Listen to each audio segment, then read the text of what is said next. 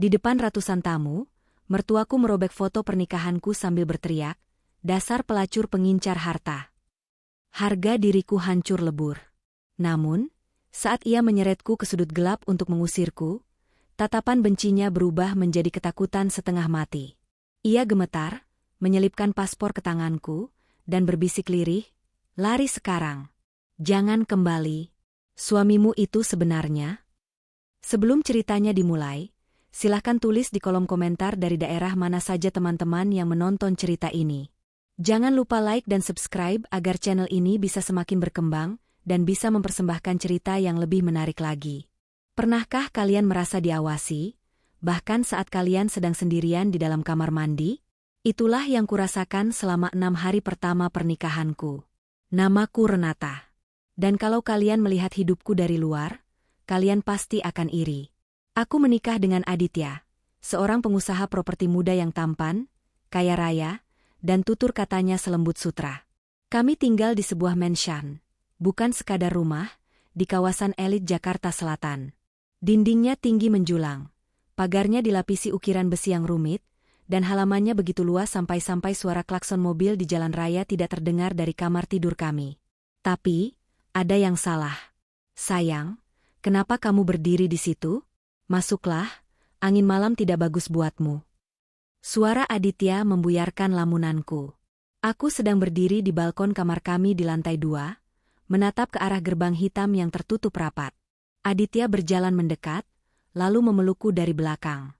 Pelukannya hangat, tapi entah kenapa, selalu terasa seperti lilitan ular.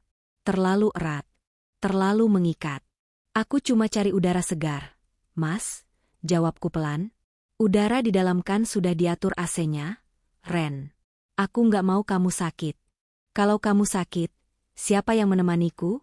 bisiknya di telingaku. Tangannya perlahan menutup pintu balkon, lalu menguncinya. Klik. Suara kunci itu terdengar sangat keras di telingaku.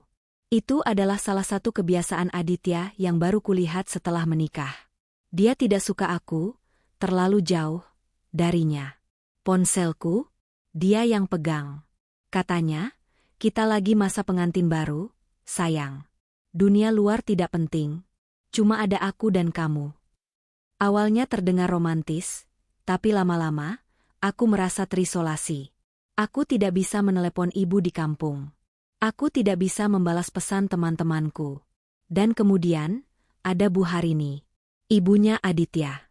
Bu Harini tinggal di sayap barat rumah ini. Wanita berusia 60 tahunan itu selalu tampil rapi dengan sanggul yang tidak pernah bergeser sedikitpun dan kebaya atau baju kurung mahal. Tapi matanya, Tuhan, matanya mengerikan. Setiap kali kami makan bersama di meja makan panjang yang terbuat dari kayu jati itu, Bu Harini tidak pernah bicara padaku. Dia hanya menatapku. Tatapan yang tajam, dingin, dan penuh kebencian. Seolah-olah aku adalah kotoran yang menempel di sepatu mahalnya.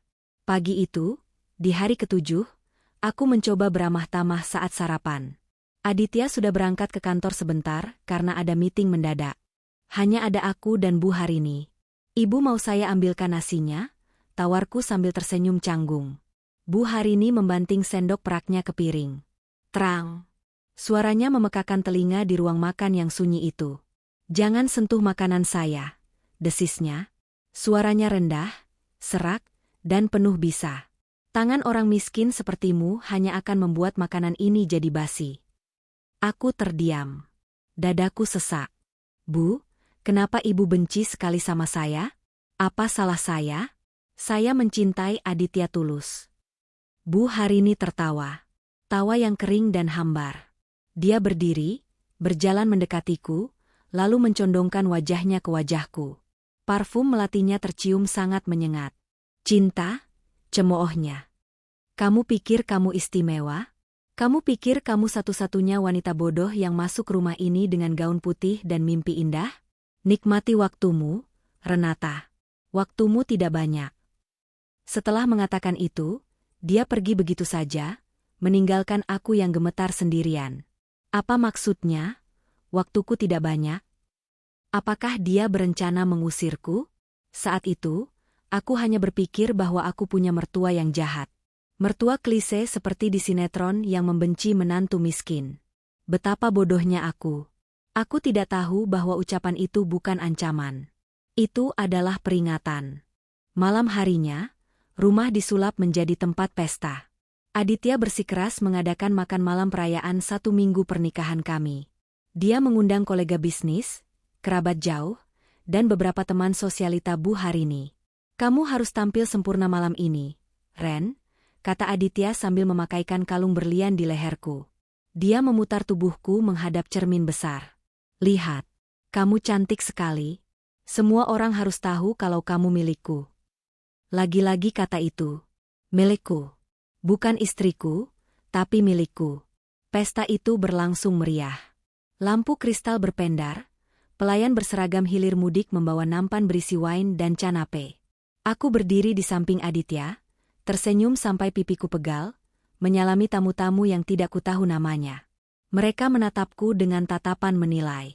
Menilai gaunku, menilaiku, seolah bertanya, apa hebatnya gadis biasa ini sampai bisa menikahi Aditya Wardana? Lalu, bencana itu dimulai. Kami sedang berkumpul di ruang tengah. Aditya sedang memberikan pidato singkat, berterima kasih atas kehadiran para tamu. Di dinding ruang tengah itu, terpajang foto pernikahan kami yang sangat besar. Foto itu baru dipasang tadi pagi. Di sana, aku dan Aditya tampak bahagia. Tiba-tiba, Bu Harini muncul dari arah tangga. Dia tidak mengenakan gaun malam seperti yang lain. Dia memakai baju tidur panjang berwarna hitam, rambutnya yang biasa disanggul rapi kini tergerai berantakan. Wajahnya merah padam. Dia terlihat seperti orang gila. Ibu? Aditya berhenti bicara. Senyumnya lenyap. Bu, ibu kenapa turun? Bukannya ibu istirahat? Bu Harini tidak menjawab. Dia berjalan cepat, hampir berlari, menuju dinding tempat foto pernikahan kami tergantung.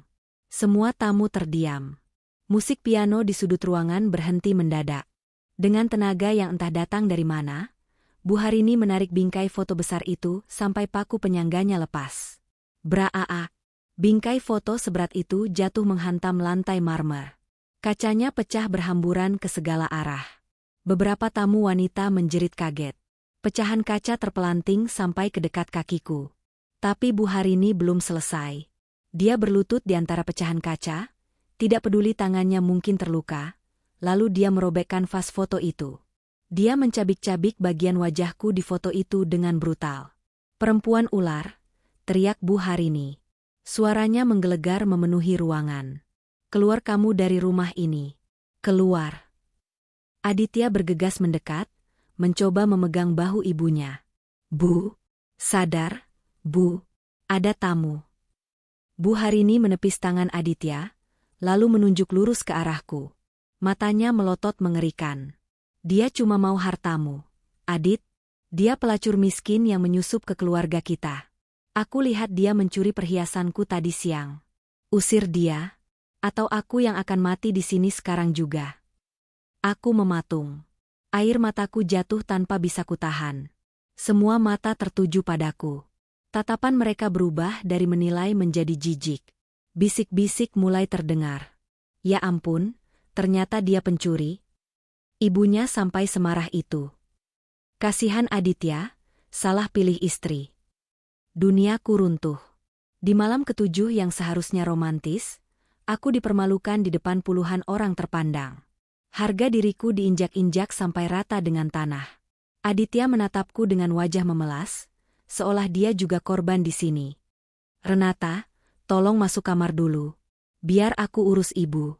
Tolong, jangan bikin keributan lagi. Bahkan suamiku sendiri tidak membelaku. Kekacauan semakin menjadi. Para pelayan sibuk membersihkan pecahan kaca. Tamu-tamu mulai pamit dengan alasan canggung. Aditya sibuk di depan pintu, meminta maaf satu persatu kepada para kolega bisnisnya. Dia meninggalkan ibunya yang masih napas tersengal-sengal di ruang tengah, dan aku yang masih berdiri mematung di dekat pilar. Melihat Aditya lengah, Bu Harini tiba-tiba bangkit. Dia menyambar pergelangan tanganku. Cengkeramannya sangat kuat. Kuku-kukunya menancap di kulitku hingga terasa perih. Ikut aku, bentaknya keras, cukup keras agar pelayan di dapur bisa mendengar. Biar aku yang seret kamu keluar. Dia menarikku kasar menjauh dari ruang tengah, menuju lorong sepi yang mengarah ke pintu samping, akses menuju garasi dan pintu keluar pelayan. Aku terseret, menangis sesenggukan. Bu, sakit lepasin Bu. Saya nggak ambil perhiasan Ibu. Rintiku. Bu Harini tidak peduli. Dia terus menarikku sampai kami tiba di sudut lorong yang gelap, di balik sebuah lemari hias besar yang menutupi pandangan dari ruang tamu. Tiba-tiba, cengkeramannya mengendur. Wajah marah yang tadi ia tunjukkan di depan tamu lenyap seketika. Matanya yang tadi penuh kebencian, kini berubah drastis. Ada ketakutan luar biasa di sana. Keringat dingin membasahi pelipisnya. Tangannya yang tadi kasar, kini gemetar hebat saat memegang tanganku. Dengar baik-baik, jangan memotong ucapanku, bisiknya. Suaranya begitu lirih, nyaris tak terdengar, kontras sekali dengan teriakannya tadi. Dia merogoh saku baju tidurnya yang longgar. Dengan gerakan cepat, dia menjejalkan sebuah amplop coklat tebal ke tanganku. Di dalam sini ada paspor atas nama orang lain tapi fotonya fotomu. Ada uang tunai dolar Singapura dan rupiah. Ada tiket pesawat yang akan terbang 3 jam lagi. Ucapnya super cepat, matanya liar mengawasi lorong, takut Aditya muncul. Aku bingung. Otakku gagal memproses perubahan drastis ini. Bu, ini apa? Maksudnya apa? Bu Harini menangkup wajahku dengan kedua tangannya. Matanya berkaca-kaca. Renata, kamu harus pergi sekarang. Detik ini juga. Lewat pintu pelayan. Ada taksi yang sudah menunggu di ujung jalan komplek. Namanya Pak Ujang, dia orang kepercayaanku dulu. Tapi kenapa? Kenapa ibu tadi? Aku harus bikin keributan. Potongnya tajam tapi tetap berbisik. Aku harus bikin seolah-olah aku membencimu dan mengusirmu, supaya Aditya tidak curiga kalau aku yang menyuruhmu pergi. Aditya harus berpikir kamu kabur karena sakit hati. Aditya? Kenapa sama Mas Adit? Dia suami saya, Bu. Bu Harini menekan telunjuknya ke bibirku. Air matanya menetes. Dia bukan manusia, Renata. Dia iblis. Bu Harini menelan ludah susah payah. Istri pertamanya, Kirana, dia tidak kabur dengan selingkuhan seperti yang Aditya ceritakan padamu. Kirana hilang tepat 1 minggu setelah menikah. Sama seperti malam ini. Jantungku berhenti berdetak sesaat. 1 minggu. Setiap istri yang dia nikahi, selalu hilang di hari ke-7 atau ke-8. Dia punya obsesi sakit. Dia menikmati proses membuat wanita jatuh cinta, lalu melenyapkan mereka saat cinta itu sedang di puncaknya. Bu Harini meremas bahuku. Kalau kamu tetap di sini malam ini, besok pagi namamu hanya akan jadi kenangan. Kamu akan hilang, Renata. Seperti yang lain. Aku mundur selangkah. Kakiku lemas. Ini gila. Suamiku yang lembut itu? Jangan kembali lagi. Bisik Bu Harini lagi, kali ini lebih mendesak. Dia mendorong punggungku ke arah pintu keluar. Jangan hubungi siapapun. Buang ponsel lamamu. Pakai ponsel yang ada di amplop itu. Pergi. Selamatkan nyawamu, nak. Dari ruang tamu, terdengar langkah kaki mendekat. Suara sepatu pantofel Aditya beradu dengan lantai marmer.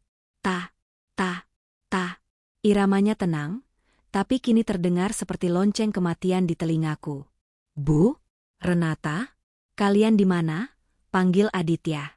Nadanya masih lembut, tapi kini aku bisa mendengar nada dingin di baliknya. Bu Harini mendorongku kuat-kuat hingga aku terhuyung ke pintu. Lari. Aku tidak berpikir lagi. Insting bertahan hidup mengambil alih tubuhku. Aku membuka pintu samping dengan tangan gemetar, lalu berlari keluar. Udara malam menyambutku dengan dingin yang menusuk tulang. Aku masih memakai gaun pesta selutut tanpa lengan. Aku tidak membawa jaket, tidak membawa dompetku sendiri, hanya mendekap erat amplop coklat pemberian Bu Harini di dada. Aku berlari menyusuri jalan setapak di samping rumah, bersembunyi di balik semak-semak bugenvil ketika melihat satpam sedang merokok di pos depan. Untungnya, karena ada pesta, gerbang kecil di samping pos sedikit terbuka. Jantungku berdegup begitu kencang sampai rasanya sakit. Setiap suara angin, setiap gesekan daun, terdengar seperti langkah kaki Aditya yang mengejarku. Apakah dia sudah tahu? Apakah dia melihatku lari? Aku keluar dari gerbang komplek perumahan elit itu. Jalanan sepi. Lampu penerangan jalan temaram. Sesuai kata Bu Harini, sekitar 50 meter dari gerbang, ada sebuah taksi biru tua yang mesinnya menyala pelan. Aku mengetuk kaca jendelanya dengan panik.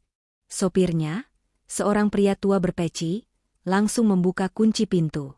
"Neng Renata?" tanyanya saat aku masuk dengan napas memburu. "Iya, Pak. Tolong jalan, Pak. Cepat." Taksi itu melaju. Aku tidak berani menoleh ke belakang. Aku merosot di kursi penumpang, menunduk serendah mungkin agar tidak terlihat dari jendela. Tanganku dengan gemetar membuka amplop coklat itu. Benar saja. Ada sebuah paspor.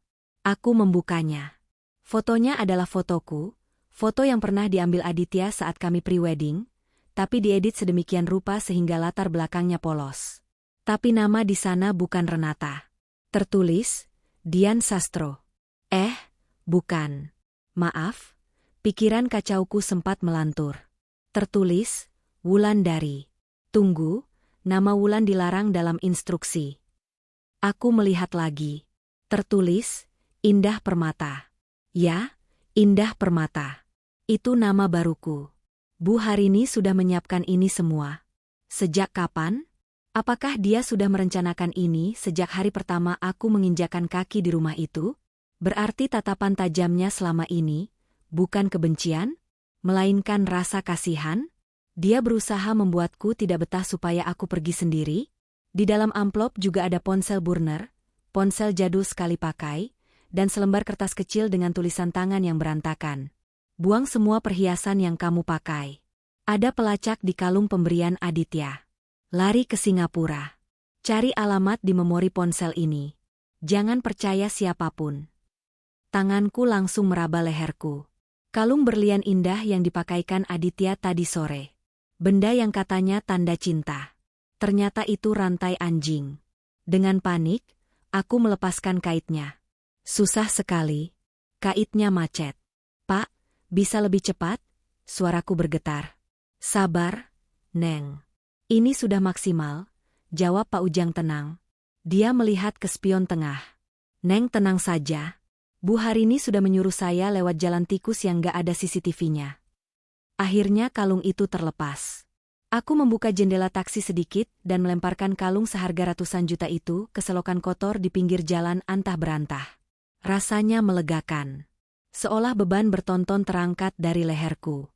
Bandara Soekarno-Hatta malam itu cukup ramai, kontras dengan kesepian yang kurasakan. Aku berjalan cepat sambil menunduk, mengenakan hoodie kebesaran yang juga disiapkan Pak Ujang di kursi belakang taksi tadi. Dia bilang itu milik anaknya, tapi disuruh Bu Harini membawanya untukku. Bu Harini memikirkan segalanya. Aku check-in menggunakan paspor atas nama Indah Permata. Tanganku basah oleh keringat dingin saat petugas imigrasi menatap wajahku, lalu menatap foto di paspor. "Mbak Indah," panggil petugas itu. Jantungku serasa mau copot. "Iya, Pak." "Tujuannya liburan?" "Iya, liburan," jawabku kaku. Petugas itu diam sebentar, lalu menempelkan stempel. Boom! Suara stempel itu adalah suara terindah yang pernah kudengar. Selamat menikmati perjalanan. Aku melangkah melewati gerbang imigrasi. Kakiku gemetar hebat. Aku aman. Setidaknya untuk saat ini. Aku masuk ruang tunggu, mencari tempat duduk di sudut yang paling gelap, jauh dari keramaian. Sambil menunggu panggilan boarding, aku menyalakan ponsel jadul pemberian Bu Harini. Ada satu pesan masuk yang belum terbaca. Pesan itu dikirim 10 menit yang lalu. Pengirimnya tidak bernama. Isi pesannya, "Aditya baru saja menghancurkan kamarmu. Dia tahu kamu kabur, tapi dia pikir kamu kabur karena malu. Dia sedang menyebarkan berita kalau kamu mencuri berlian keluarga dan lari dengan pacar lamamu. Biarkan saja. Jangan membantah. Biarkan dunia membencimu, asal kamu tetap hidup. Sampai jumpa di kehidupan lain, Nak. Maafkan Ibu." Aku menutup mulutku agar tangisanku tidak pecah. Bayangan wajah Bu Harini yang merobek foto tadi kembali terlintas. Pengorbanannya luar biasa. Dia menghancurkan reputasinya sendiri, menjadi mertua jahat di mata semua orang, hanya untuk memberiku alasan logis untuk pergi tanpa memicu insting pembunuh anaknya. Panggilan terakhir untuk penumpang tujuan Singapura. Suara pengumuman bergema. Aku bangkit berdiri. Aku menatap kaca jendela bandara yang gelap, memantulkan bayangan wajahku yang berantakan, make-up luntur karena air mata. Selamat tinggal, Renata yang naif. Selamat tinggal, mimpi pernikahan bahagia. Mulai malam ini, aku adalah pelarian. Aku sedang dikejar oleh hantu masa lalu suamiku sendiri. Dan aku bersumpah, jika aku berhasil bertahan hidup, suatu hari nanti aku akan kembali. Bukan untuk menjadi korban lagi, tapi untuk mengambil kembali apa yang direnggut dariku. Dan untuk mencari tahu apa yang sebenarnya terjadi pada Kirana. Aku melangkah masuk ke garbarata pesawat. Meninggalkan Jakarta. Meninggalkan Aditya sang monster. Dan meninggalkan satu-satunya orang yang menyelamatkanku dengan cara paling menyakitkan, mertuaku. Singapura tidak seindah yang terlihat di kartu pos jika kamu hidup sebagai buronan. Sudah 1 bulan aku di sini. Namaku bukan lagi Renata. Di paspor, di kartu identitas, dan di tempat kerjaku, aku adalah Indah Permata. Aku tidak tinggal di hotel berbintang atau apartemen mewah di kawasan Orchard. Aku menyewa sebuah kamar sempit di daerah Gelang, di sebuah flat tua yang baunya campuran antara lembab, bumbu kari, dan rokok murah. Setiap pagi, aku bangun jam 5. Bukan untuk menyiapkan sarapan suami seperti dulu, tapi untuk bersiap menyikat piring kotor. Aku bekerja di bagian belakang sebuah kedai makan peranakan yang ramai. Tanganku yang dulu dipuji Aditya karena halus dan lentik, kini kasar, kapalan, dan berbau sabun cuci piring yang menyengat. Kulitku mengelupas karena terlalu sering terendam air sabun keras. Tapi aku tidak peduli. Rasa perih di tangan ini membuatku merasa hidup.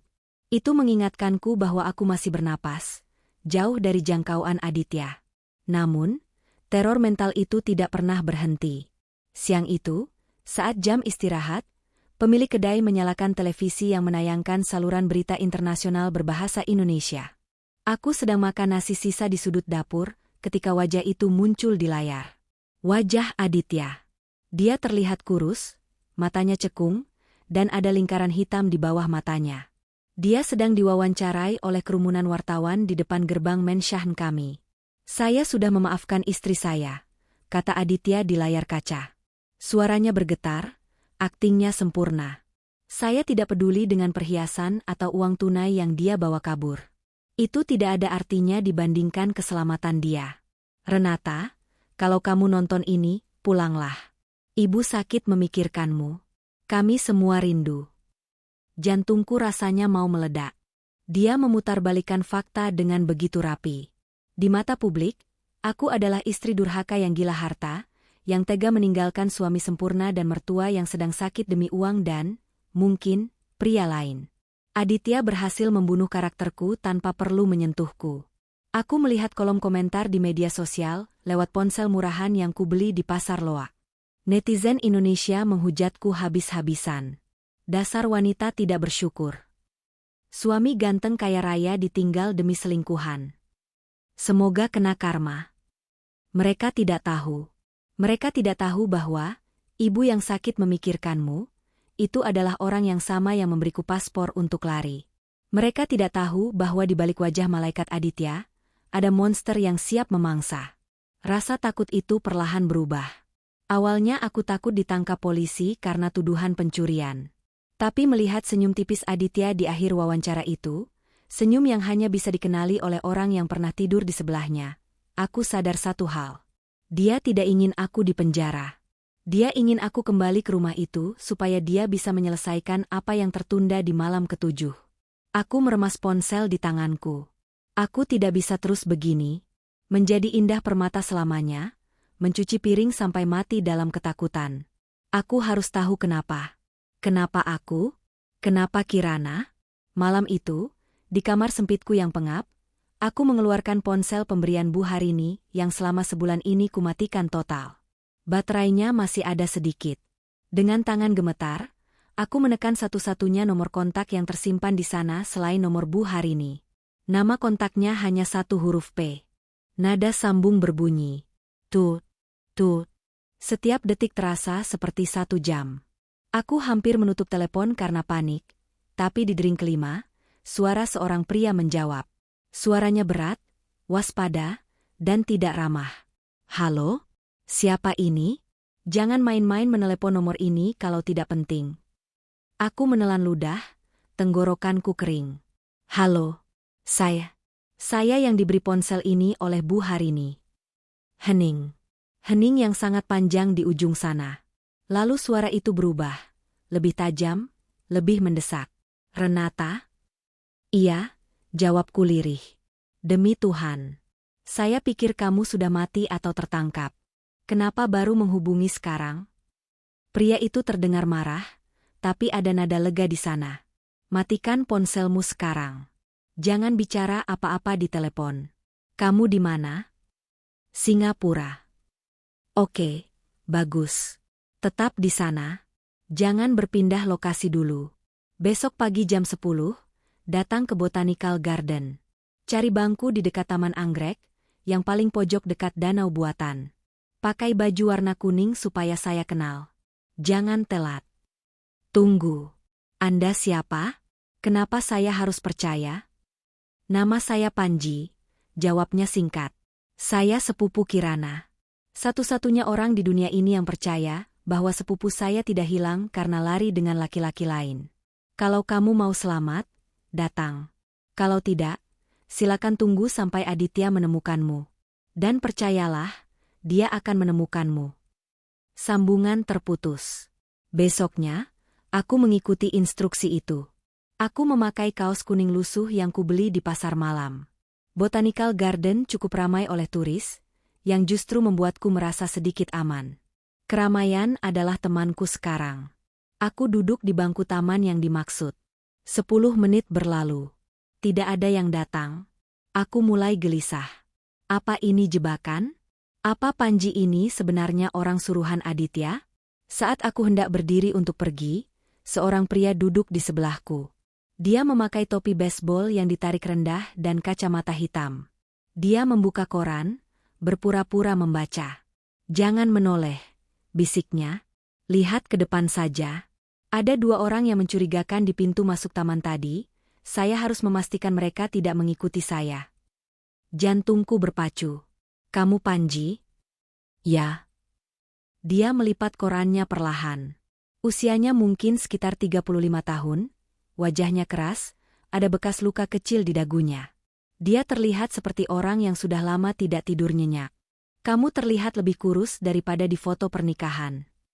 Kamu tahu siapa saya? Kataku. Sekarang jelaskan. Apa yang terjadi? Apa hubungannya kamu dengan Bu Harini? Panji menghela napas panjang. Dia mengeluarkan sebuah map tipis dari tas selempangnya dan meletakkannya di antara kami. Bu Harini menghubungi saya 6 bulan lalu, kata Panji pelan. Dia dihantui rasa bersalah. Dia tahu apa yang dilakukan anaknya pada Kirana, sepupuku. Tapi dia tidak punya bukti. Dia tahu Aditya akan menikah lagi, denganmu. Dia mencoba mencegahnya, tapi Aditya mengancam akan memasukkannya ke rumah sakit jiwa kalau dia ikut campur. Jadi, Bu Harini sudah merencanakan pelarianku sejak awal?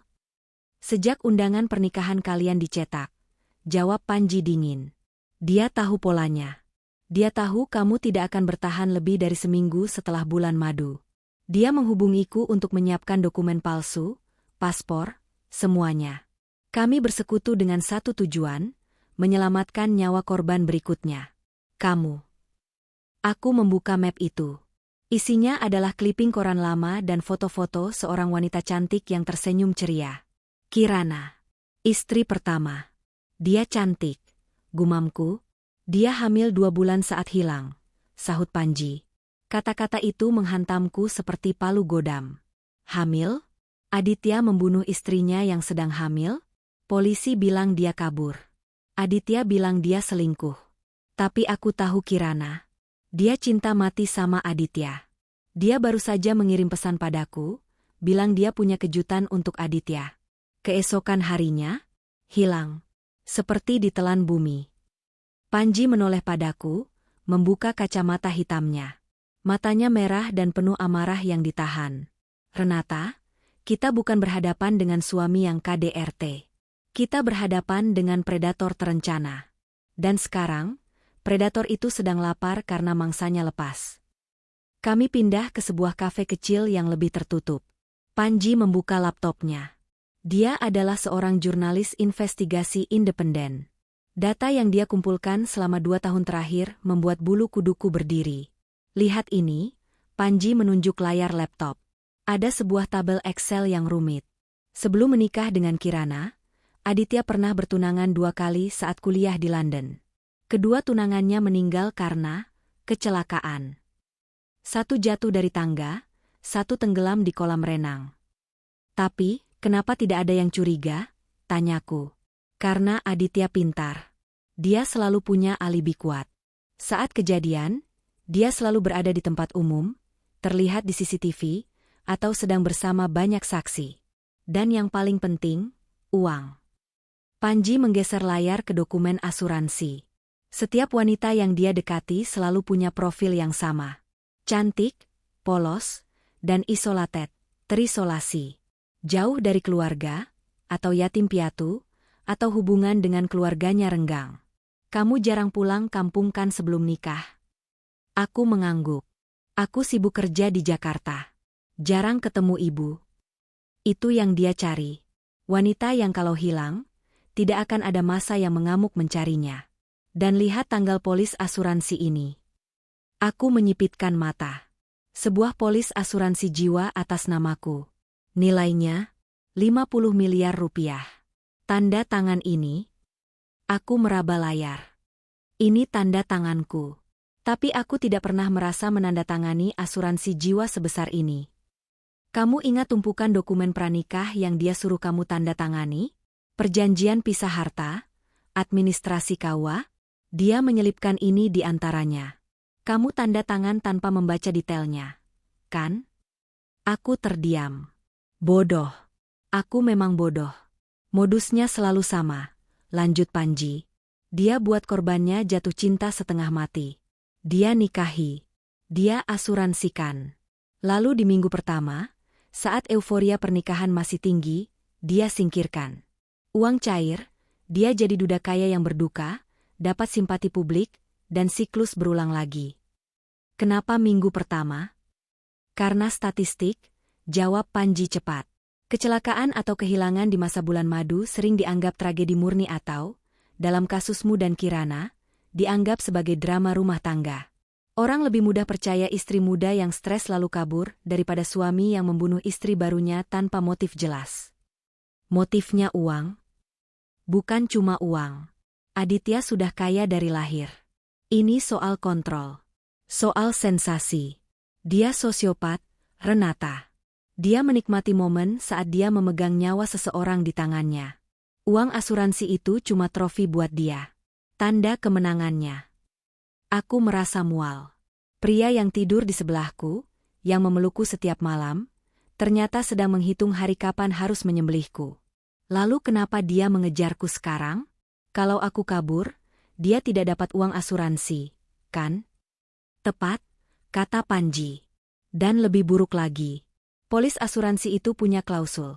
Klaim tidak bisa cair jika status tertanggung adalah hilang atau bunuh diri dalam tahun pertama.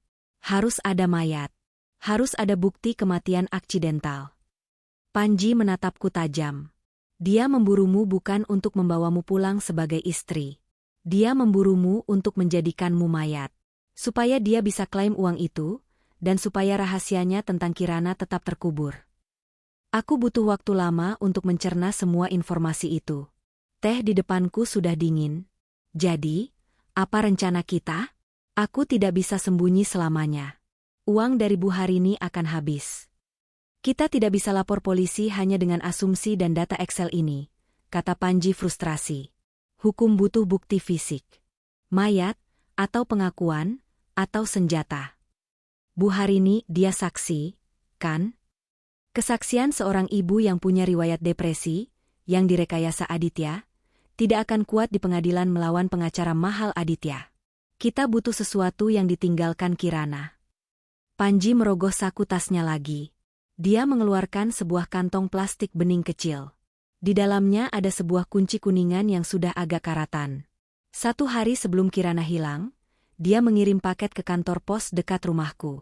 Paket itu sampai 3 hari setelah dia dinyatakan hilang. Isinya cuma kunci ini dan secari kertas bertuliskan, "Kalau aku tidak kembali, cari di stasiun Kota Lama, loker 108. Kamu sudah cek?" Tanyaku antusias. Wajah Panji berubah suram. Itu masalahnya. Stasiun Kota Lama itu sekarang sudah direnovasi sebagian. Area loker penitipan barang itu ada di bagian gudang tua yang sekarang dijaga ketat karena sengketa lahan. Dan yang lebih parah, tempat itu diawasi orang-orang bayaran Aditya. Kenapa? Karena Aditya juga tahu soal kunci ini. Dia pernah menggeledah apartemenku. Dia tidak menemukan kuncinya karena aku menyembunyikannya di dalam tangki toilet umum. Tapi dia tahu Kirana meninggalkan sesuatu. Dia menyewa preman untuk menjaga area stasiun itu. Siapapun yang mencoba membuka loker 108, pasti tertangkap. Jadi kuncinya tidak berguna. Berguna, kalau kita punya strategi. Tapi aku tidak bisa masuk ke sana sendirian. Wajahku sudah ditandai oleh anak buah Aditya. Mereka tahu aku sepupu Kirana. Panji menatapku. Tatapan yang membuat perutku mulas. Tapi mereka tidak tahu wajah barumu, Renata. Dengan rambut pendekmu sekarang, kulitmu yang agak gelap karena matahari, dan gaya berpakaianmu yang kumuh. Kamu tidak terlihat seperti Nyonya Aditya Wardana. Maksudmu, aku yang harus ke sana? Suaraku meninggi. Kamu gila? Aku baru saja lari dari neraka itu, dan kamu menyuruhku masuk lagi ke kandang singa. Bukan kandang singa, Renata. Tapi gudang tua. Dengar, di dalam loker itu mungkin ada jurnal harian Kirana, atau rekaman suara, atau apapun yang bisa menjebloskan Aditya ke penjara. Itu satu-satunya tiketmu untuk bebas seutuhnya. Kalau Aditya di penjara, kamu bisa kembali jadi Renata. Kamu bisa bertemu ibumu lagi. Menyebut nama ibu membuat pertahananku runtuh. Aku rindu ibu. Aku rindu hidupku yang normal. Tapi ini di Jakarta, Panji. Jakarta itu wilayah kekuasaan Aditya. Kita akan main cantik. Kita masuk senyap, ambil barangnya, lalu serahkan ke kejaksaan. Aku punya teman jaksa yang bersih. Asal buktinya kuat, Aditya tidak akan bisa lolos. Aku ragu. Ketakutan masih mencengkeramku.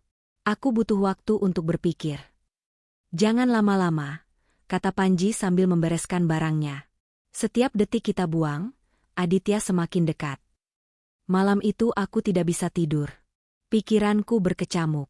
Kembali ke Jakarta terasa seperti misi bunuh diri. Tapi tetap di Singapura juga sama saja menunggu mati perlahan. Aku memutuskan untuk melakukan satu hal yang dilarang Panji, tapi sangat kubutuhkan. Aku harus bicara dengan Bu Harini. Bukan lewat telepon, itu terlalu berisiko disadap. Bu Harini pernah memberitahuku cara berkomunikasi darurat lewat draft email di akun bersama yang kami buat dulu untuk keperluan daftar belanja bulanan, akun yang dikira Aditya tidak penting. Aku pergi ke warnet 24 jam yang penuh asap rokok. Aku masuk ke akun email itu. Benar saja, ada satu draft tersimpan. Judulnya, Resep Sayur Asem. Aku membukanya. Isinya bukan resep. Tanggal, 2 hari yang lalu. Renata, kalau kamu baca ini, artinya kamu masih hidup. Syukurlah. Tapi ibu harus memberitahumu kabar buruk. Aditya sudah menyewa pembersih. Seorang detektif swasta sekaligus pembunuh bayaran bernama Guntur. Dia spesialis menemukan orang hilang. Ibu dengar pembicaraan mereka di ruang kerja. Guntur sudah melacak sinyal ponselmu yang sempat aktif sebentar saat kamu sampai di Singapura. Mereka tahu kamu di area Gelang. Lari, nak, pindah ke Vietnam atau Thailand. Jangan pernah kembali ke Indonesia. Aditya sudah menyiapkan skenario kalau kamu pulang. Kamu akan ditemukan bunuh diri karena depresi. Dia bahkan sudah menyiapkan surat wasiat palsumu. Pergi yang jauh. Lupakan ibu. Ibu sudah tua, biarkan ibu membusuk di sini bersama dosa-dosa keluarga ini. Aku membaca pesan itu berulang-ulang sampai mataku perih. Mereka tahu aku di Gelang. Detektif itu, Guntur, mungkin sudah ada di luar sana sekarang, mengamati flat kumuhku, menunggu saat yang tepat untuk membekapku dan menyuntikkan racun atau apalah.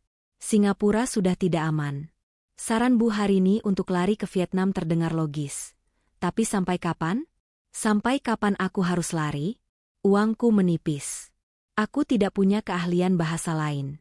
Dan yang paling penting, aku marah. Membaca betapa kejamnya Aditya menyiapkan skenario, bunuh diri, ku membuat rasa takutku berubah menjadi amarah yang dingin. Dia benar-benar ingin menghapusku dari muka bumi. Aku mengetik balasan di bagian bawah draft itu, lalu menghapus jejak histori browser. Bu, terima kasih peringatannya. Tapi aku lelah lari. Kalau aku mati, aku tidak akan mati sebagai pengecut di negeri orang. Aku akan pulang. Aku akan mengambil apa yang menjadi hakku, keadilan. Jaga diri ibu sampai aku datang. Aku keluar dari warnet dengan langkah yang berbeda. Langkahku lebih tegap. Aku menghubungi Panji lewat telepon umum koin. Panji, pesankan tiket, kataku tanpa basa-basi. Kemana? Vietnam? Tanya Panji. Jakarta, jawabku tegas. Kita ambil kunci itu. Kita buka loker 108. Dan kita hancurkan bajingan itu di rumahnya sendiri. Di ujung telepon, aku mendengar Panji menghembuskan napas lega. Itu baru semangat. Temui aku di pelabuhan feri besok pagi. Kita tidak naik pesawat, terlalu banyak pemeriksaan identitas. Kita lewat Batam, lalu naik kapal laut ke Jakarta. Perjalanan akan panjang. Aku tidak peduli, kataku sambil menatap langit malam Singapura yang penuh polusi cahaya. Ayo kita mulai perangnya. Malam itu, untuk pertama kalinya dalam sebulan, aku tidur nyenyak. Bukan karena aku aman, tapi karena aku sudah punya tujuan. Besok, Indah Permata akan mati, dan Renata akan kembali. Tapi bukan sebagai Renata yang lugu. Aku akan menjadi mimpi buruk Aditya. Jakarta tidak pernah tidur. Dan bagi buronan seperti kami, itu adalah mimpi buruk sekaligus keuntungan. Perjalanan dari Singapura ke Jakarta adalah siksaan fisik dan mental. Kami tidak mengambil penerbangan langsung. Panji mengatur rute memutar, feri ke Batam, lalu menumpang kapal kargo kecil menuju Tanjung Priok. Selama 2 hari di laut, aku mabuk laut parah. Tapi itu ada gunanya. Saat kami mendarat di pelabuhan Tanjung Priok yang bising dan bau solar, wajahku pucat, mataku cekung, dan tubuhku bau keringat. Aku tidak perlu banyak usaha untuk menyamar. Pakai ini, Panji melemparkan sebuah bungkusan plastik. Di dalam toilet umum pelabuhan yang kotor, aku mengganti penampilanku. Rambut panjangku yang dulu dibelai Aditya, kini kupotong paksa setinggi bahu dengan gunting dapur tumpul, lalu kuwarnai hitam pekat menggunakan pewarna rambut murah sasetan. Aku mengenakan daster kumuh yang dilapisi jaket denim kedodoran, dan sandal jepit. Aku bahkan mengoleskan sedikit tanah ke leher dan lenganku agar terlihat dekil.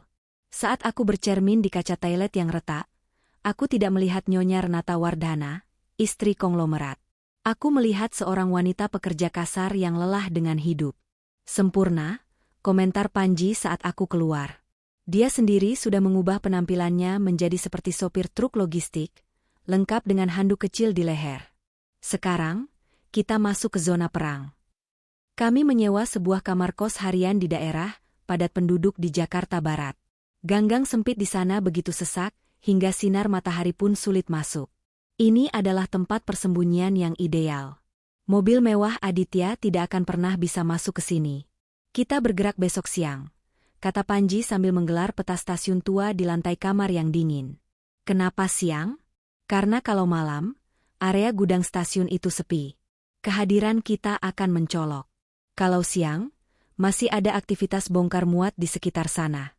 Kita bisa membaur. Bagaimana dengan penjaganya? Tanyaku. Jantungku berdebar kencang setiap kali membayangkan berhadapan dengan orang suruhan Aditya. Ada 2 pos keamanan tidak resmi yang dibuat anak buah Aditya. 1 di gerbang timur, 1 dekat rel mati. Loker 108 ada di koridor tengah, di bangunan bata merah yang atapnya sudah setengah rubuh. Itu area buta. CCTV mati. Panji menatapku serius. Tugasmu hanya 1. Buka loker, ambil barangnya, lalu jalan santai keluar. Jangan lari kecuali terdesak. Kalau kamu lari, kamu menarik perhatian. Malam itu, diiringi suara bising knalpot motor dan tangisan bayi tetangga, aku menatap langit-langit kamar yang berjamur. Aku sedang berada di kota yang sama dengan suamiku.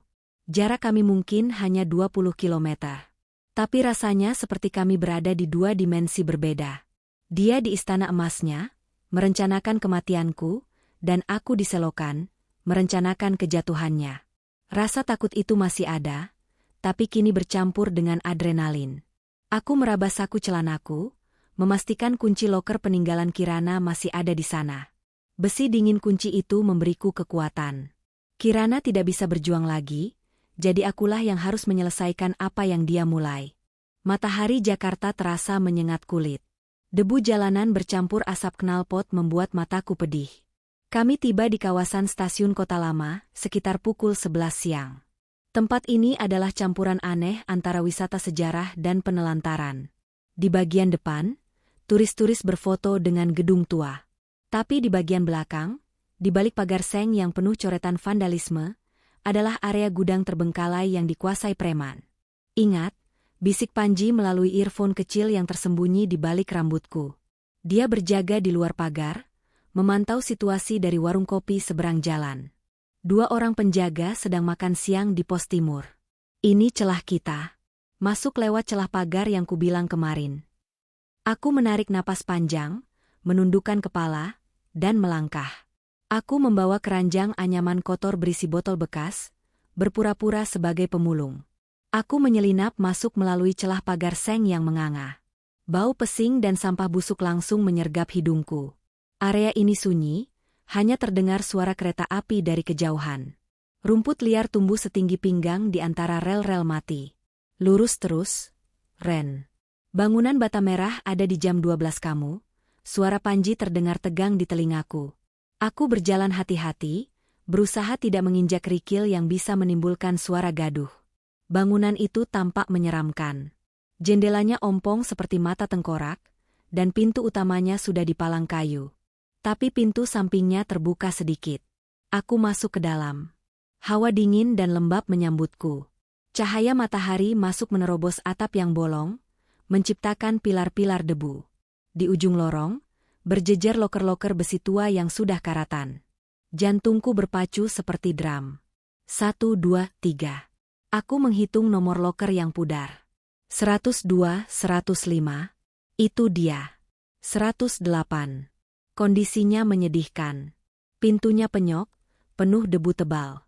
Aku melihat sekeliling. Sepi. Hanya ada suara tikus mencicit. Tanganku gemetar hebat saat mengeluarkan kunci kuningan itu. Bagaimana kalau kuncinya macet? Bagaimana kalau Aditya sudah mengganti kuncinya? Aku memasukkan kunci ke lubang gembok tua itu. Terasa seret. Ayo, tolonglah. Bisikku. Aku memutarnya dengan paksa. Krek. Suara besi beradu besi terdengar nyaring di ruangan sunyi itu. Terbuka. Aku menarik pintu loker yang berdecit keras. Ngik. Suara itu rasanya seperti sirine bahaya. Renata. Ada pergerakan, teriak Panji di telingaku. Seseorang menuju ke arahmu dari pintu utara. Cepat. Darahku mendesir. Aku meraba bagian dalam loker yang gelap dan penuh sarang laba-laba. Kosong? Tidak. Tanganku menyentuh sesuatu di bagian atas, direkatkan dengan selotip di langit-langit loker. Sebuah kantong plastik hitam kecil. Aku menariknya sekuat tenaga sampai selotipnya lepas. Hei! Siapa di sana? Teriakan seorang pria terdengar menggema dari ujung lorong. Suara langkah kaki sepatu bot mendekat dengan cepat. Lari, Ren. Lari, teriak Panji. Aku tidak menoleh. Aku mendekap bungkusan itu dan lari sekencang-kencangnya menuju pintu tempatku masuk tadi. Woi, berhenti. Ada maling. Aku mendengar suara tembakan peringatan. Dor. Aku menjerit tertahan, tapi kakiku terus berlari. Aku menerobos semak belukar, tidak peduli duri menggores kakiku. Aku melompat keluar dari celah pagar seng, jatuh berguling di trotoar aspal yang panas. Sebuah motor metik butut berhenti tepat di depanku. Panji. Naik, bentaknya. Aku melompat ke boncengan motor. Panji langsung tancap gas, meliuk-liuk di antara kemacetan Jakarta, meninggalkan teriakan-teriakan marah para preman penjaga gudang di belakang kami. Aku memeluk pinggang Panji erat-erat, air mata ketakutan mengalir di pipiku yang kotor. Tapi di balik jaketku, tanganku mencengkeram erat bungkusan plastik itu. Kami berhasil. Kami tidak berhenti sampai tiba di sebuah motel murah di pinggiran Bekasi, jauh dari pusat kota. Di kamar yang bau rokok itu, kami membuka bungkusan plastik hasil curian tadi dengan napas yang masih memburu. Di dalamnya ada 2 benda, sebuah buku jurnal bersampul kulit merah dan sebuah flash disk kecil. Panji langsung menyalakan laptop tuanya. Dia mencolokkan flash disk itu. Ini rekaman suara, kata Panji. Dia menekan tombol play. Suara statis terdengar sebentar, lalu suara seorang wanita, Kirana, terdengar jernih namun bergetar. Kalau kalian mendengar ini, berarti aku sudah tidak ada. Namaku Kirana. Aku istri Aditya Wardhana. Aku merekam ini karena aku takut. Suamiku, dia berubah. Dia memberiku obat tidur setiap malam, tapi malam ini aku pura-pura meminumnya. Hening sejenak, lalu terdengar suara pintu terbuka di rekaman itu. Suara langkah kaki. Lalu suara Aditya. Suara itu begitu dingin, berbeda 180 derajat dari suara lembut yang kukenal. Sayang, sudah tidur? Suara Aditya. Belum, Mas. Kenapa kamu bawa suntikan itu? Suara Kirana, panik. SSSD. Jangan berisik. Ini cuma vitamin. Supaya kamu tidur nyenyak selamanya. Asuransimu sudah cair. Sayang. Villa di puncak butuh renovasi, dan lantai ruang bawah tanahnya butuh isi baru. Lalu terdengar suara jeritan, bunyi barang pecah, dan rekaman berakhir mendadak. Aku menutup mulutku, menahan mual yang luar biasa. Itu bukan sekadar pembunuhan. Itu eksekusi yang dinikmati. Aditya memberitahu rencananya sebelum membunuh. Dia menikmati ketakutan di mata korbannya. Bajingan, desis Panji. Tangannya mengepal hingga buku-buku jarinya memutih. Dia menguburnya di villa puncak. Di bawah lantai ruang bawah tanah. Aku mengambil jurnal merah itu. Halamannya penuh dengan tulisan tangan Kirana. Dia mencatat semua keanehan Aditya. Mulai dari larangan menelepon keluarga, perubahan emosi yang drastis, hingga penemuan surat-surat asuransi. Tapi ada satu halaman yang dilipat di bagian belakang. Halaman itu ditulis dengan tinta yang berbeda, sepertinya ditulis terburu-buru. Ibu mertuaku tahu. Bu Harini tahu. Dia melihat Aditya mencampur obat ke minumanku. Dia menangis dan memohon pada Aditya, tapi Aditya memukulnya. Aditya mengancam akan membunuh Bu Harini juga kalau dia buka mulut. Ibu orang baik. Dia sandera di rumahnya sendiri. Aku menatap Panji. Mataku basah. Bu Harini bukan sekadar saksi, Panji.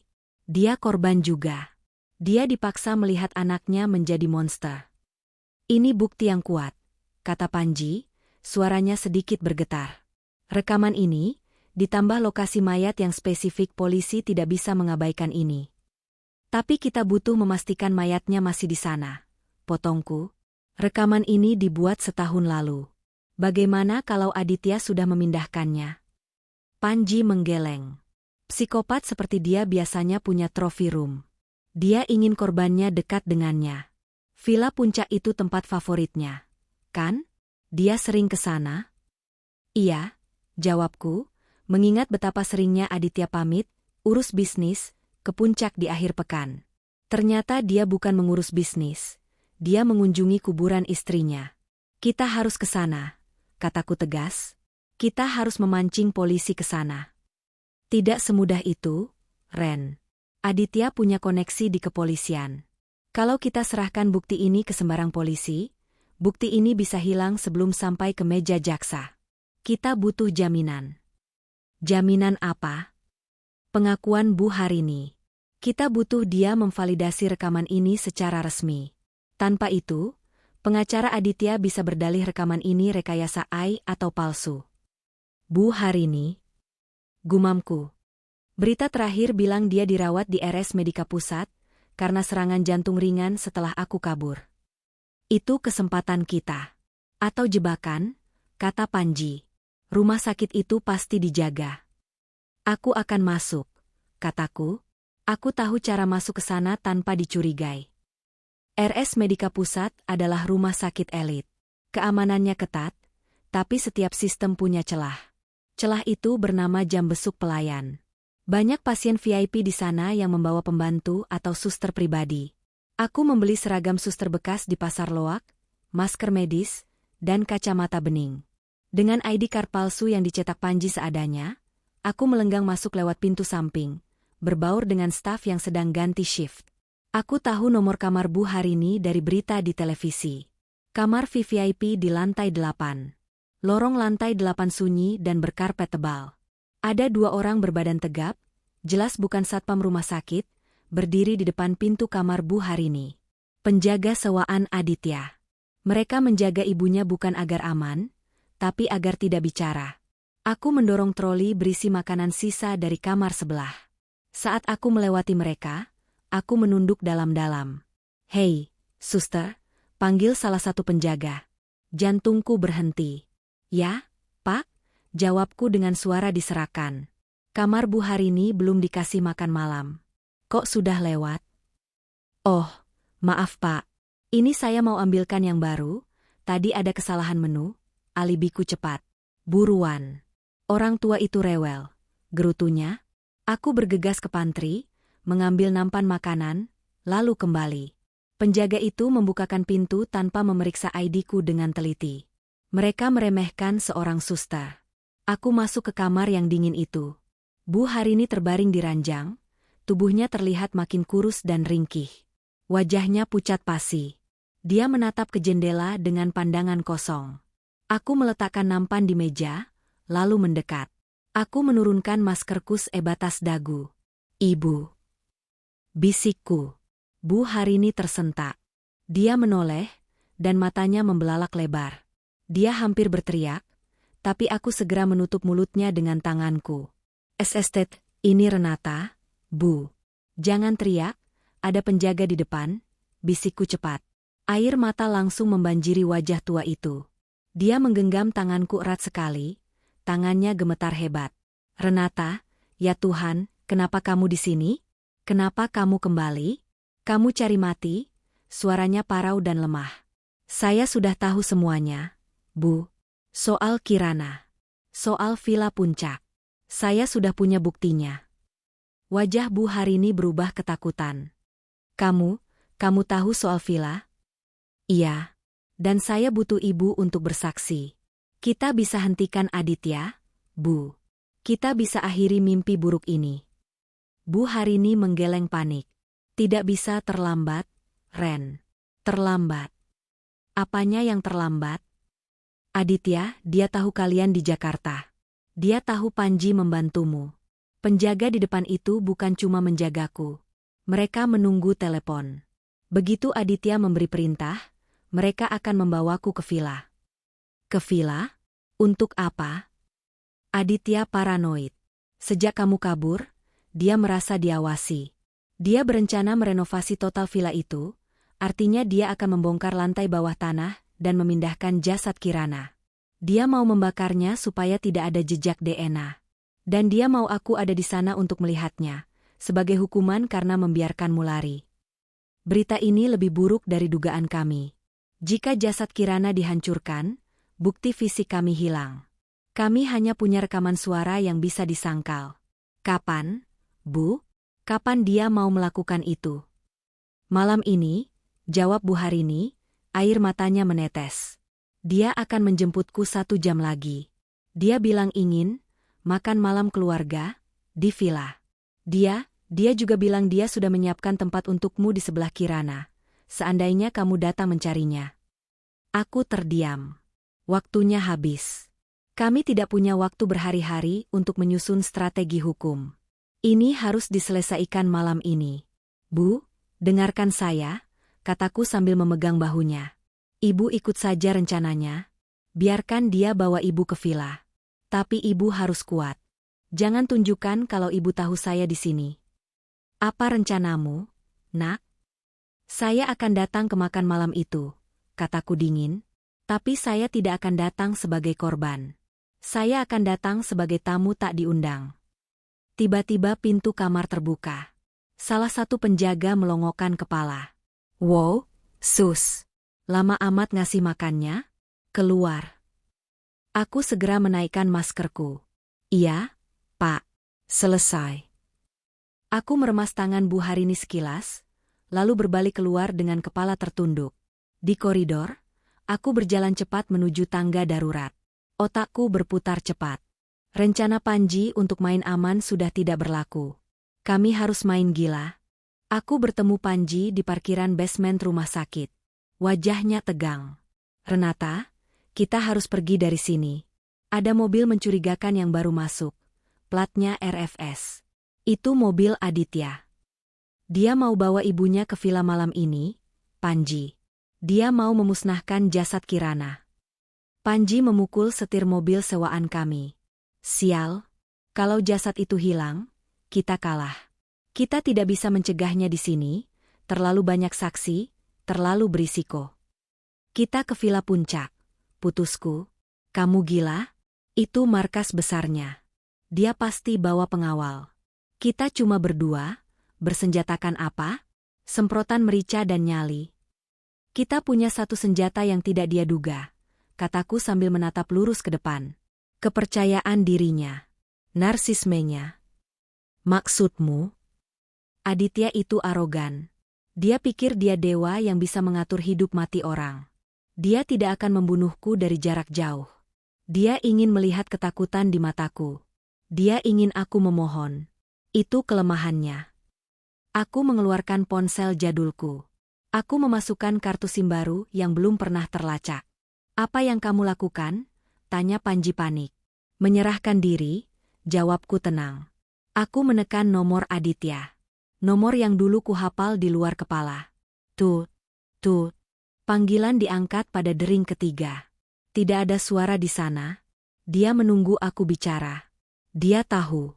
Halo, Mas Adit. Sapaku. Suaraku kubuat bergetar, seolah aku sedang menangis dan putus asa. Hening sejenak. Lalu terdengar tawa kecil yang renyah.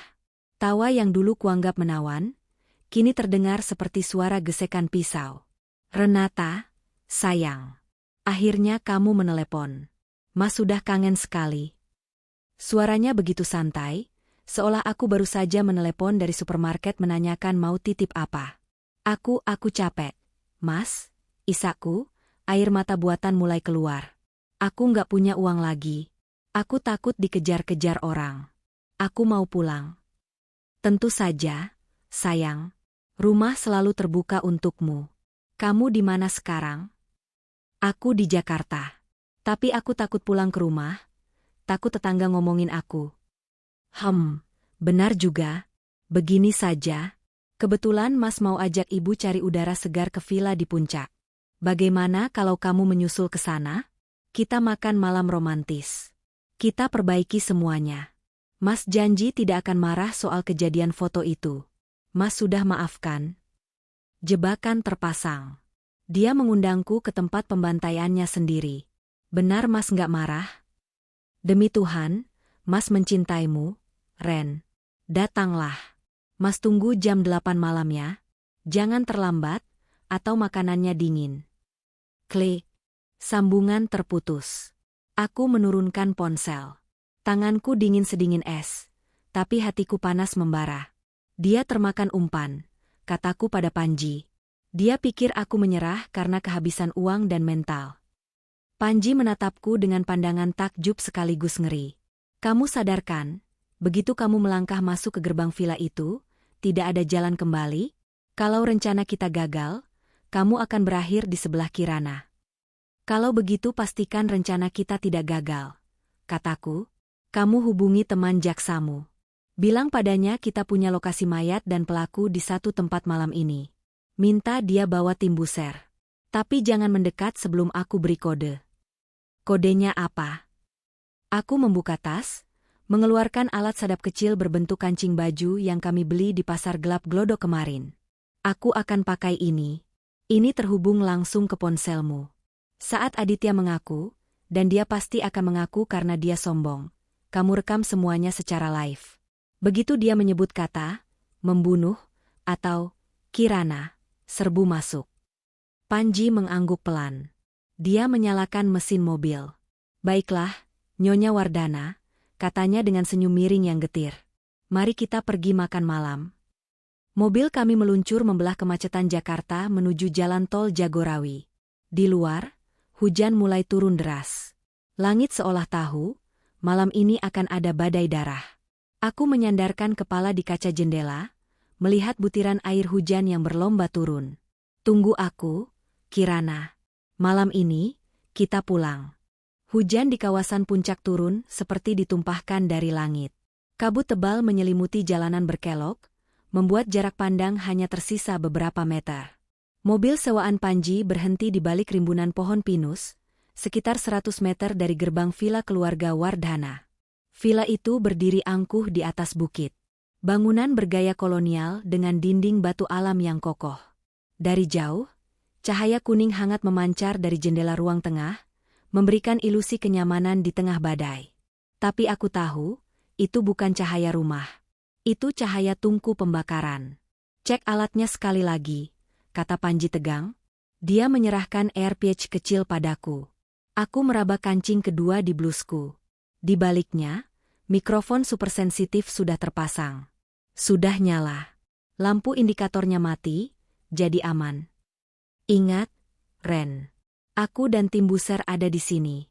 Jaksa Ardian sudah memberi lampu hijau untuk menyerbu hanya jika ada bukti verbal langsung atau ancaman nyawa yang terdengar. Jangan ambil risiko konyol. Kalau dia mulai main fisik, teriakkan kata kuncinya, merah. Aku mengangguk. Tanganku dingin, tapi anehnya, tidak gemetar lagi.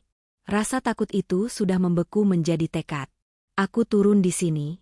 Doakan aku, bisikku. Aku keluar dari mobil, membiarkan hujan membasahi tubuhku seketika. Aku berjalan kaki menuju gerbang villa yang tinggi. Aku menekan bel intercom. Kamera CCTV di pilar gerbang berputar ke arahku. Siapa? Suara penjaga terdengar dari speaker.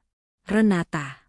Istri Pak Aditya, jawabku lantang, mengalahkan suara guntur. Hening sejenak.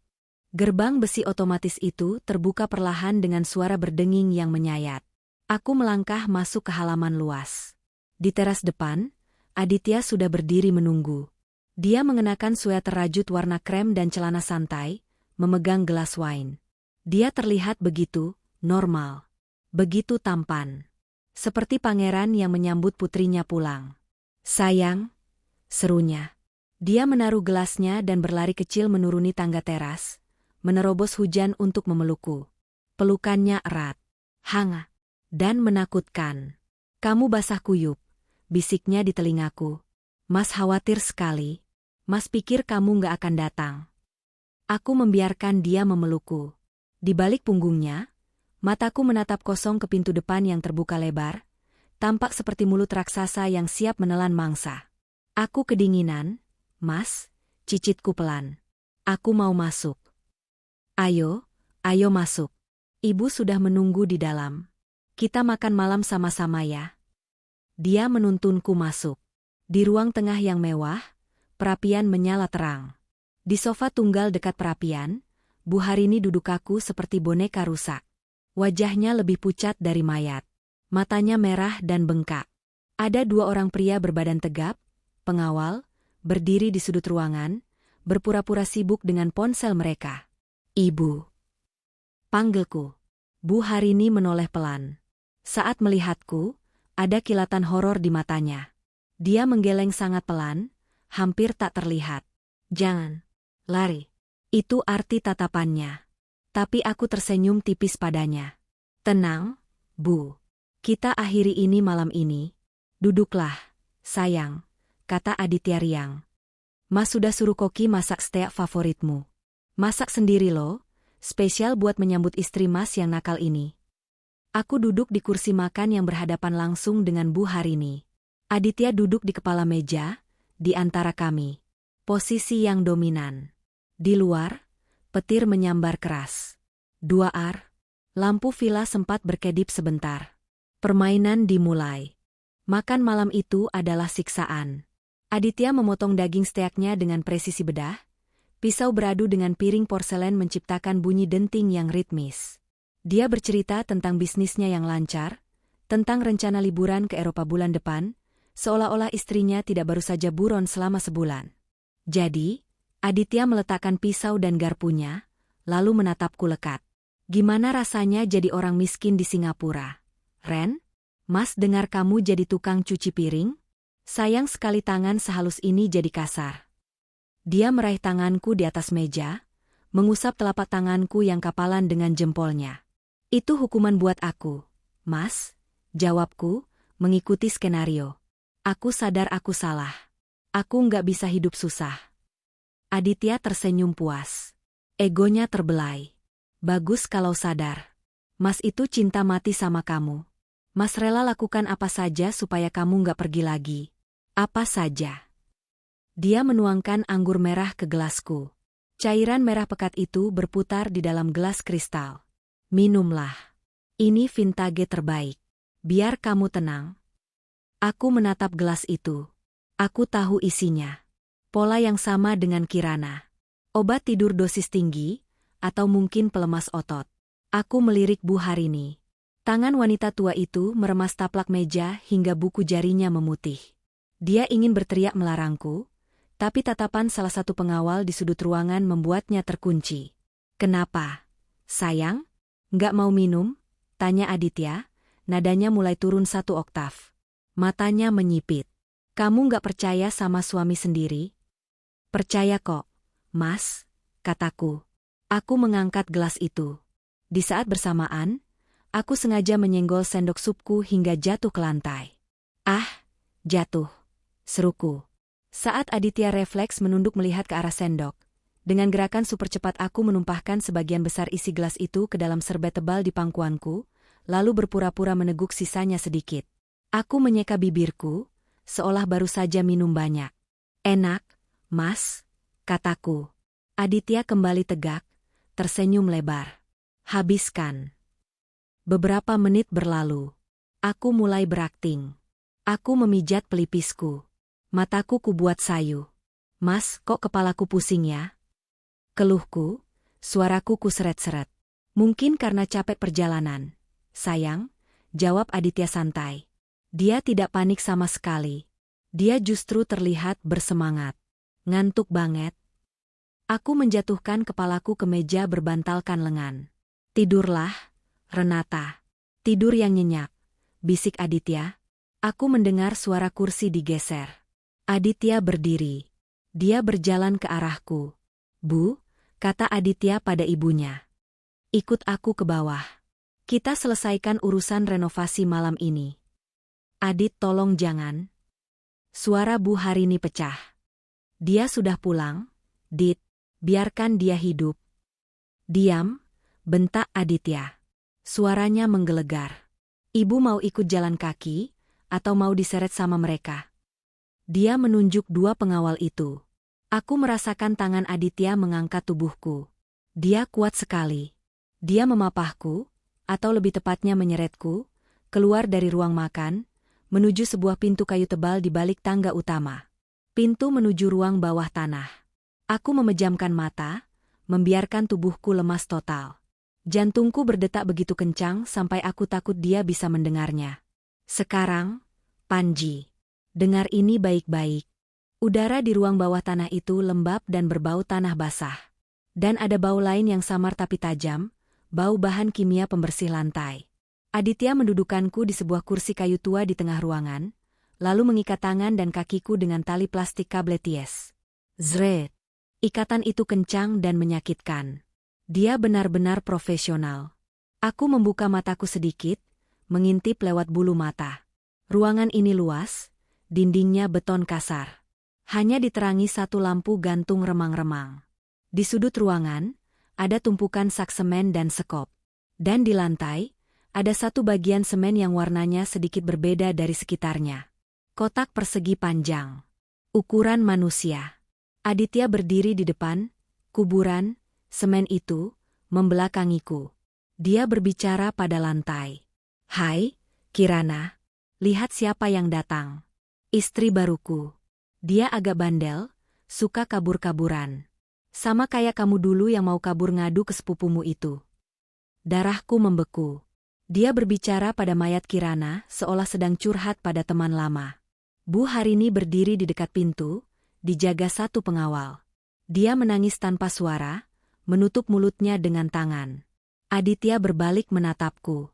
Dia pikir aku sudah pingsan total. Dia menepuk pipiku pelan. Plah, plah. Cantik sekali, gumamnya. Sayang sekali harus dihancurkan. Tapi kamu bikin kesalahan fatal, Ren. Kamu lari. Kalau kamu nggak lari, kamu masih bisa hidup enak seminggu lagi sampai asuransinya cair. Dia berjalan ke arah tumpukan peralatan tukang. Dia mengambil sebuah palu besar, godam. Bu, lihat sini, perintah Aditya tanpa menoleh. Lihat anakmu bekerja.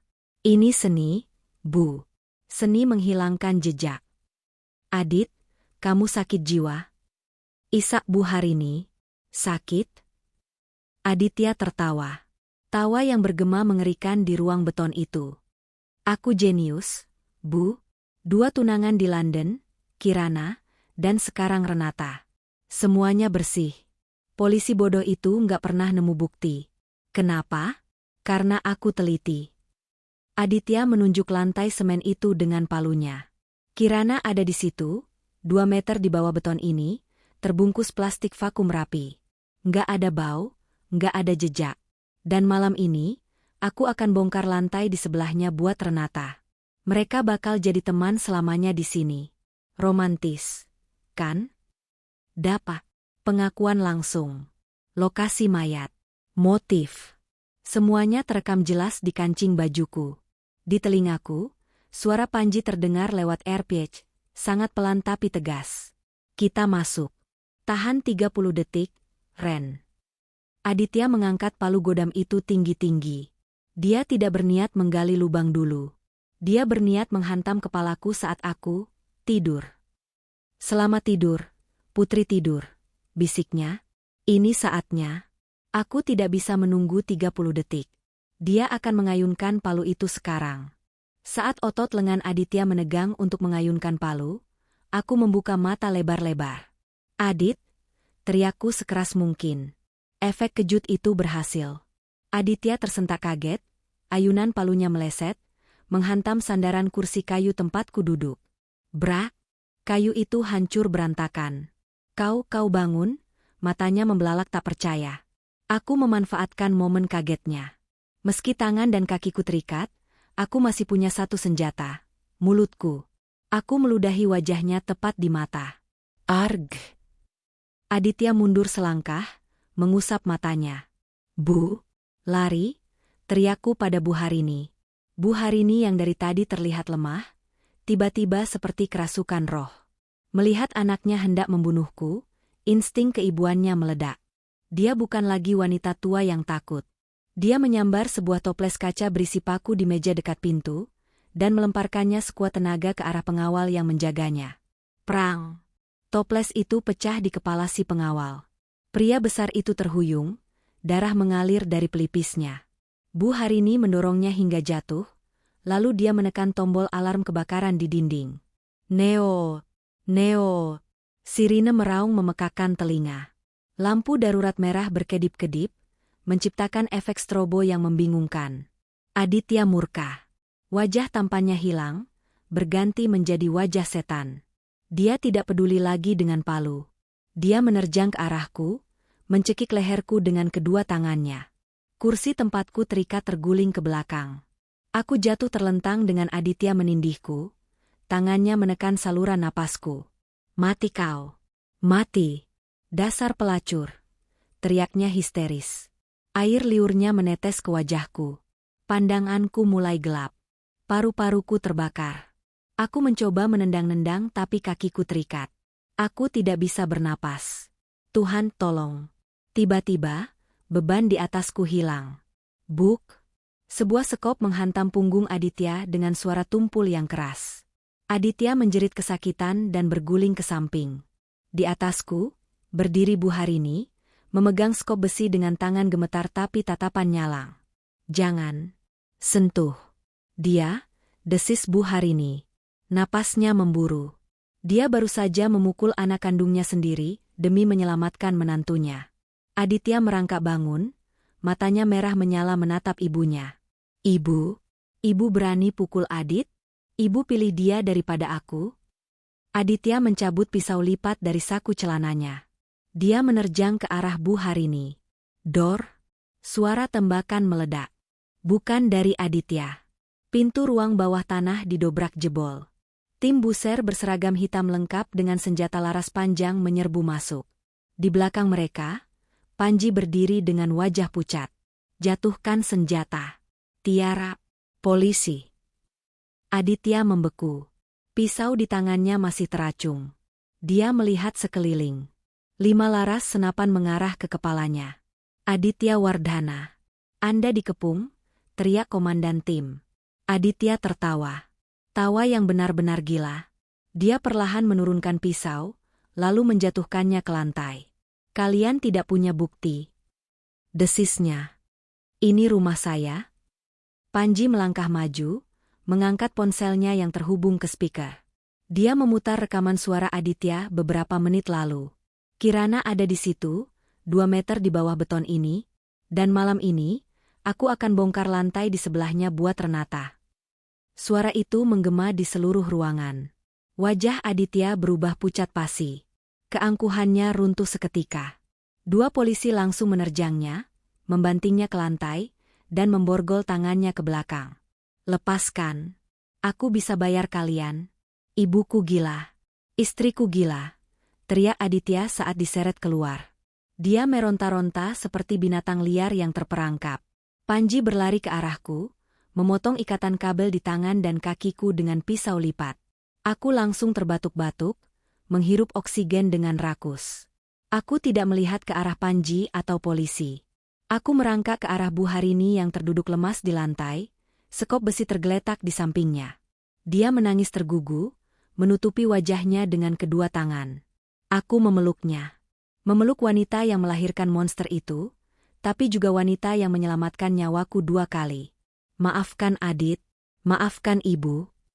Ratapnya. Sudah, Bu. Sudah selesai, bisikku serak. Kita selamat. 3 bulan kemudian.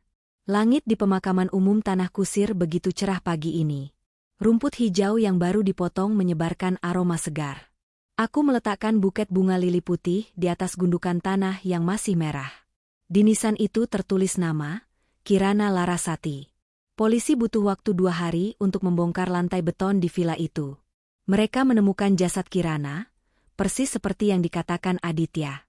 Penemuan itu menjadi berita nasional yang menggemparkan. Skandal jagal puncak, begitu media menyebutnya. Aditya kini mendekam di sel isolasi tingkat tinggi, menunggu vonis mati. Pengacara termahal pun tidak bisa menyelamatkannya dari tumpukan bukti.